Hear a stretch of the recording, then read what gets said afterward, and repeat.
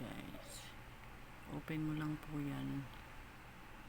Ating tutorial nga yun is kung bago ka pa lang, kung bagong monetized channel ka pa lang, ito yung gagawin mo.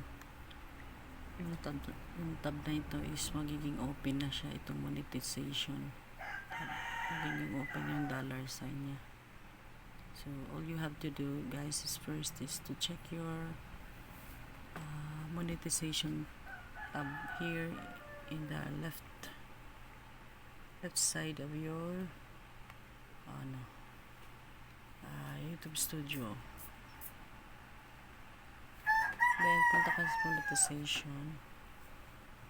Yan, ito yung tapat sa'yo, earn money from you. Ito na yung nag-open na po siya.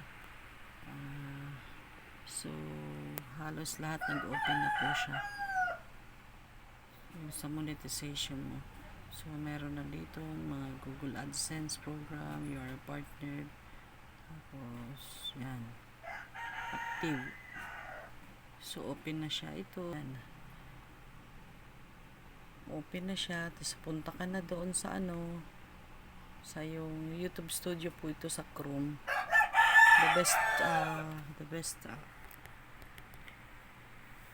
The best na para mo makita lahat po ay sa laptop, kasi accessible siya lahat, halos ng lahat ng tab makikita mo.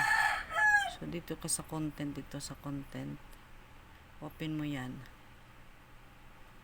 So makikita ka dito monetization, naka-on na, diba? Tingnan mo, naka-on na kasi in-on ko na siya.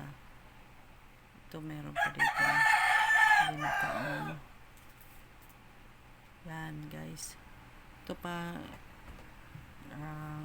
yung isang natin, itong made for kids is only eligible for personalized ads because it's set as a for kids. So pag may mga kids po sa mga video sa channel nyo, yun, limited yung niya, yung revenue na makukuha. Hindi siya malalagyan talaga ng mga ads pag pambata yung mga video nyo. So ito meron ako dito off, ito naka-off. I-on natin yan. On. Lahat on. Pero pag ito more than 8 minutes, pwede mo siyang i-edit yung ads niya. So may mid-roll ads yan pag mga more than 8 minutes. Let's try. Yan, dito ka sa monetization din ng inyong video. Yan, just click that monetization, then ito ang lalabas. So since naayos na natin to, naka-on na rin siya, so pwede mo ito click para ma-save yung changes nyo. Ayan, kaya mano-mano po yung ating once Monica, ikaw na lahat ang mag-aayos ng hindi si Lolo, hindi si YouTube. Ikaw mag-aayos ng ads mo, hindi yung platform mag-aayos, ikaw. So itong 8 minutes is yung ads niya po ay automatic siya magiging during video mid-roll pag mga 8 minutes, more than 8 minutes yung video mo. So ito, pwede mo rin ito i-edit yung mid-rolls dito. Meron to manage mid-rolls. Pwede mong i-edit siya kung saang banda mo ilalagay yung ads mo. Pero sa aking case, hindi ko na yan i-edit.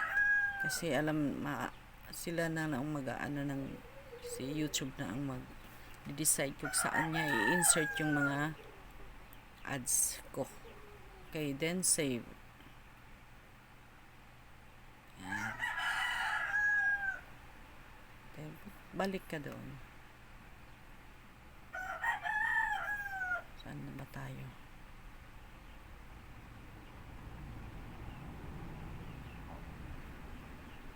Ito, 9 minutes.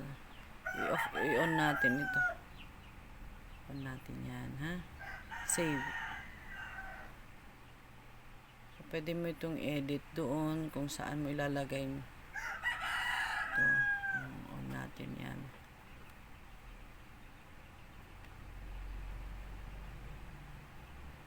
Naka-on na po siya.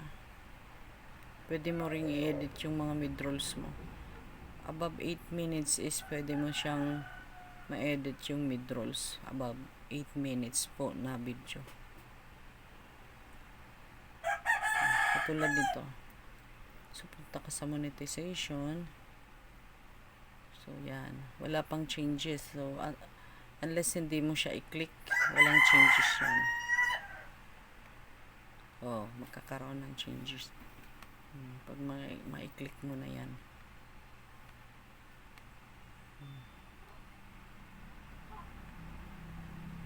So, si YouTube na ang magde-decide. So, ito na nakaroon during mid-roll.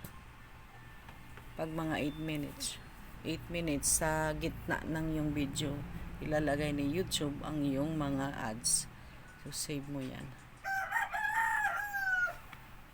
Lahat po ay mano-mano. Ikaw ang gagawa. Hindi po si YouTube ang gagawa niyan. Lahat mano-mano. So, balik ka na naman doon. Balik ka na naman sa mga content mo. Check mo kung saan pa ang pwede pang i-open, i-on. Check mo lahat.